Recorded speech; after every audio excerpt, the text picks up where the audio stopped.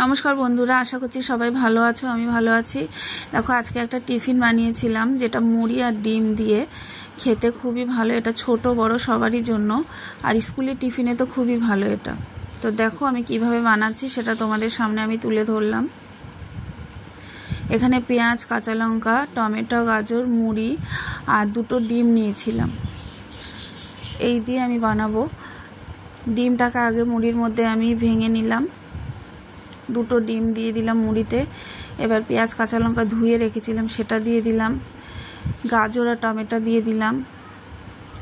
একটু গোলমরিচ গুঁড়ো দিলাম। এবার পরিমাণ মতো নুন দিয়ে দিলাম। ধনেপাতা থাকলে ভালো হতো, যেহেতু ধনেপাতা নেই আমি এটা দিয়ে করছি। এবার এটাকে ভালো করে মিশিয়ে কিছুক্ষণ রেখে দেব। মুড়িটা একটু নরম হবে, তারপরে আমি এটা করব। কিছুক্ষণ মিশিয়ে নিলাম, নিয়ে এবার রেখে দিলাম। দেখো এদিকে মিশে গেছে পুরো।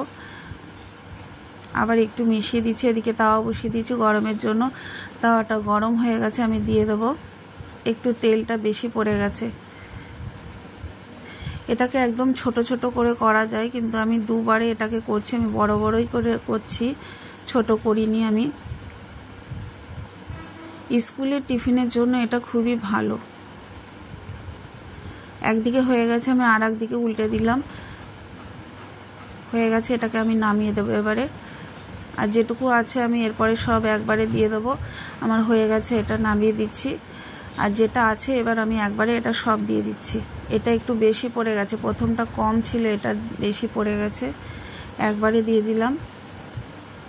খুন্তি দিয়ে ভালো করে চারিদিকটাকে সমান করে দিচ্ছি। একটু তেলটা এটা কম হয়ে গেছে, একটু তেল দিতে হবে এটাতে। খুব আস্তে করে সাবধানে উল্টে দিতে হবে, নাহলে ভেঙে যাবে। আর একটু তেল দিয়ে দিচ্ছি। তোমরা একবার এটা করে দেখতে পারো, খুবই ভালো হয় খেতে এটা। দেখো হয়ে গেছে আমার এটা। এটাকে নামিয়ে নেবো এবারে। মুড়ি দিয়ে কিন্তু বোঝাই যাচ্ছে না। দেখো হয়ে গেছে, এই যে কেটে নিচ্ছে আমি এবার। সস দিয়ে খেতে খুব ভালো লেগেছিল এটা, বাচ্চারা খুব পছন্দ করবে।